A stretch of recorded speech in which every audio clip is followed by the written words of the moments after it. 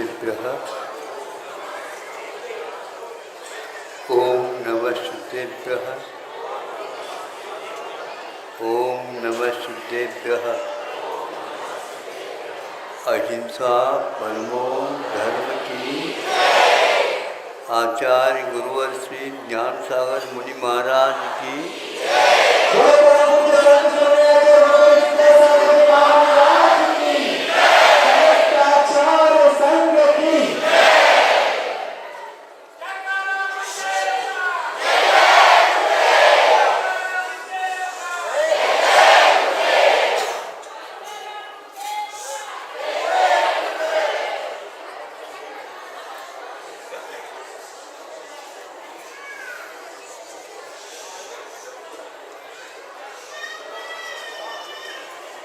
कल आपके सामने एक विषय दिया था, उसी प्रकार का यह भी विषय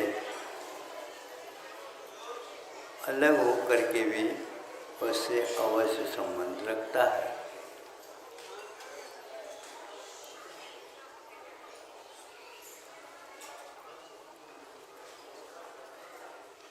यह एक लेख पढ़ा था,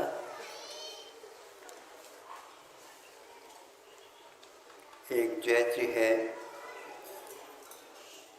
और बहुत ही प्रामाणिकता के साथ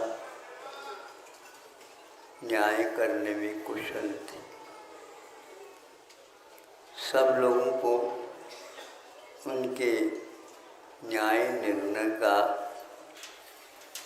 आदर था। उनको बहुत ही श्रेष्ठ व्यक्तित्व के रूप में जनता स्वीकारती थी।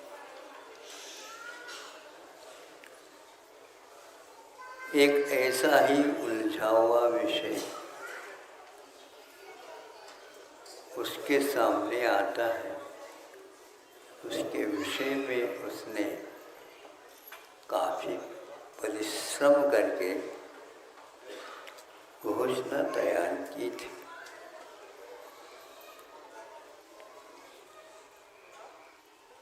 जब वह घोषणा के लिए उस स्थिति पर पहुंच जाता है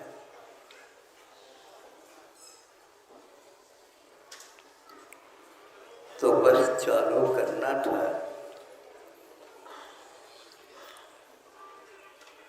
उसकी स्मृति में वह कोई भी घोषणा नहीं। आप सुन रहे हैं? सावधानी से सुनिएगा। मैं इसलिए लौकिक उदाहरण दे रहा हूँ और देता हूँ ताकि आप लोग धर्म में भी क्या वस्तु है इसके बारे में सोच सकें। कोई किसी को बाध्य करो तो वह कार्य करने के लिए तैयार नहीं होता, फिर भी बाध्य करोगे तो इसकी इच्छा नहीं होती, तो वह विस्मृति से चकित हो गया। ये कैसी बात है, आज तक जीवन में ऐसी घटना नहीं घटी, किंतु आज तो वह सामने घट रही है। भूमिका बन गई घोषणा की, किंतु स्मृति लुप्त हो गई।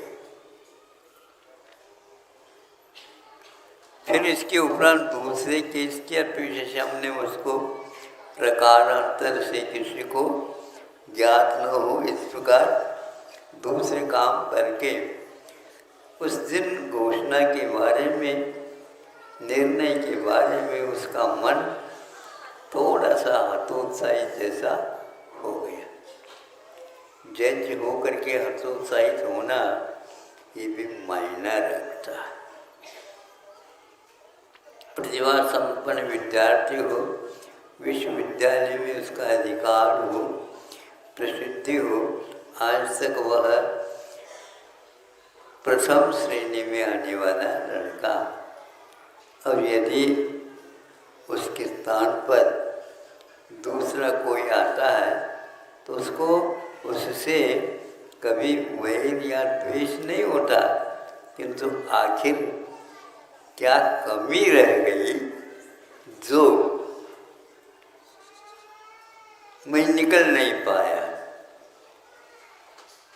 तो उसी प्रकार उनको लगा दूसरे दिन करने का विचार था, उस दिन भी उसको सफलता नहीं मिली। तीसरे दिन तैयारी तो पहले से की,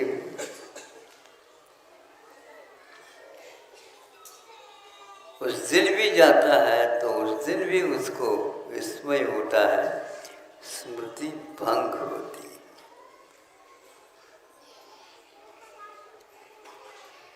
याद करने की बात ही नहीं हो तो घोषणा करने की बात थी। पत्नी को बुलाया,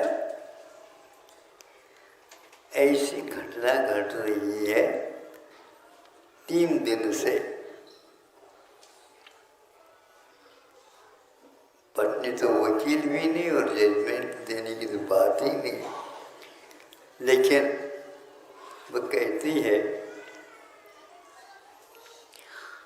हम किताबी जानकारी नहीं लगते, लेकिन आप लोगों को समझ में आना चाहिए संसार में कार्य होते हैं, अनेक कारण अपेक्षित होते हैं। केवल आप उस ज्ञान को ही मत समझो, उस ज्ञान को कोई भी रोकने वाला भी हो सकता है। तो क्या आपको क्या मालूम पड़ा? तो उसने कहा ऐसा होता है। सामने वाला व्यक्ति भी अपना अंतरंग से, वो इंग्लिश नहीं जानता, हिंदी नहीं जानता, वो नहीं जानता, बिल्कुल ठीक है, लेकिन ये जानता है मैं झूठ नहीं। बात समझ में आ रही है? मैं झूठ नहीं हूँ और दूसरे को झूठ शुद्ध भी नहीं करना चाहूँगा, लेकिन सत्य यदि सत्य के रूप में नहीं उभरता है तो लगता है हम अभी पढ़ाई में अधूरे हैं। जीत सको तो जीतो, इसको क्या जीतना, किसी के दिल को जीतो।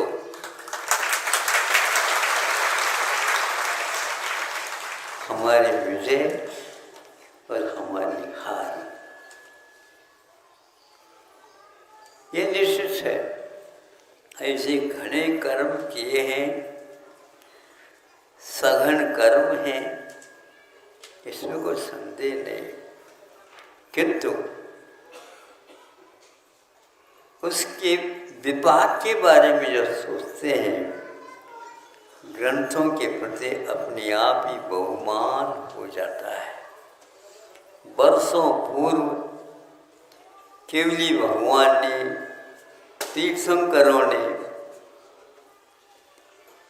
घोषणा की, आज भी वह परंपरा से, आचार्यों से होते हुए हमारे सामने विद्यमान।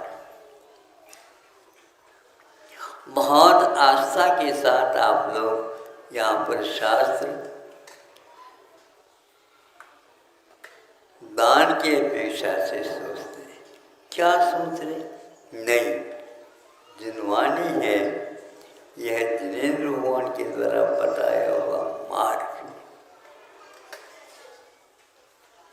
इसमें कोई भी कमी नहीं है। ये विश्वास करना ही बहुत बड़ा पुरुषार्थ। तो क्या हुआ, सामने वाला व्यक्ति भी बोलता है, लेकिन उसकी तरंगे आकर के आपसे टकराएगी, और तरंगे यदि टकराती हैं तो जल की स्वच्छता होते हुए भी उसमें कुछ भी देखने को नहीं उपलब्ध होता। फिर इसको कैसा किया जाए, और इसके बारे में सोचिएगा। सोचना तो आपको है, घोषणा आपकी करना है। फिर बाद में वह और सोचता है कि इसमें क्या हो सकता है।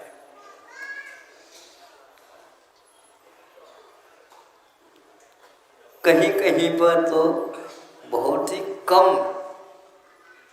रहस्य रहता है, लेकिन रहस्य को कम और बड़ा सोचना ही गलती है। क्योंकि हम सोचते हैं अपने ही इरादा के अनुसार, उद्देश्य के अनुसार। यदि उद्देश्य में कमी है तो निर्देशन में भी कमी होगी, यह शास्त्र कहता है। जहाँ उद्देश्य हो तहाँ निर्देश हो।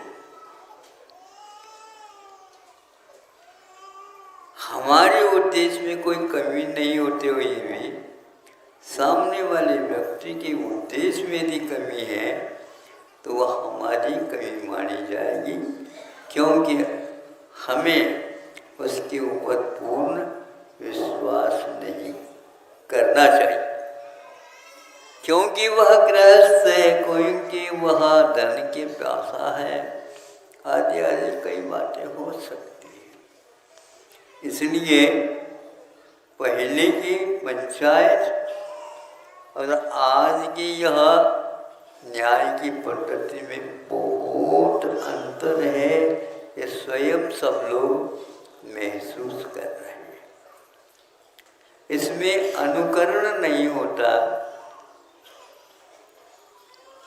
जिसको आप लोग गतानुगतिकता बोलते हैं। आज का ये युग अनुकरण करना चाहता है लिपि का, किंतु अर्थ भाव का वह अनुकरण नहीं कर पाता।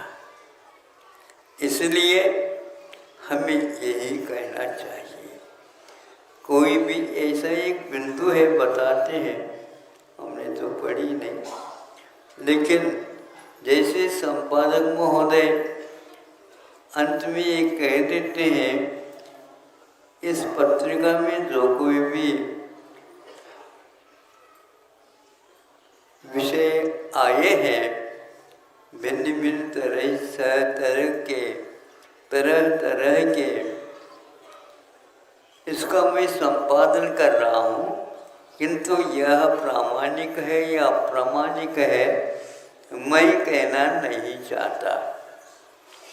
उसी प्रकार घोषणा करने वालों को भी चाहिए कि मैं इसका लेखक नहीं हूँ, किंतु मुझे दिमाग में जितना अर्थ आया उतना ही चाहिए। इसलिए वह कहता है मैं इसका पूर्ण जिम्मेदार नहीं हूँ। मैं चूँकि जो संविधान में लिखा है उसके अनुसार आपको दे रहा हूँ, किंतु उसका अर्थ क्या होना चाहिए यदि सही नहीं निकलता तो उस संविधान का कोई दोष नहीं, दोष हमारा है। ऐसा ये कहता है तो सामने वाला भी सोच सकता है, ये भी एक व्यक्ति आखिर छद्मवस्तु तो है, पूरा ज्ञान तो रखता नहीं, रख सकता नहीं। तो फिर ऐसी घोषणा नहीं करे, मैं छाती पर हाथ रख करके कूट करके कहता हूँ मैं जो कह रहा हूँ वह अंतिम है। नहीं, आपका तो अंतिम तक पहुँचना तो बहुत कठिन है, अभी आप सेमीफाइनल में भी नहीं गए। इसलिए यह हमेशा विश्वास रखने वालों को उद्देश्य के अनुसार ही देशना होती है, ऐसा समझ करके ही चलना चाहिए। फिर भी यही कहता हूँ, हर एक न्यायालय में गवाह की अपेक्षा होती है। जो वहाँ पर उपस्थित रहे या न रहे, फिर भी गवाह तो पहले चाहिए। अब है हाँ, तो उसको अब किंतु उसका भी अर्थ बहुत गंभीर है और उसको रटाया जाता है। ये समझे, मैं कुछ नहीं जानता, मैं कुछ नहीं जानता, मैं कुछ नहीं जानता। तुम थे क्या नहीं वहाँ पर? हम थे तो, लेकिन मैं कुछ नहीं जानता, मैं कुछ नहीं जानता, ये उसको रटाया जाता है। ये इसलिए आवश्यक है, जमानत के लिए बड़ी आवश्यकता होती है, लेकिन वह जमा करके किया जाता है। इस आधार पर यदि निर्णय होता है तो आप ही समझ लो उसमें कहाँ तक आसार है, ये तो नहीं कहूँगा, लेकिन सार भी कहाँ तक है।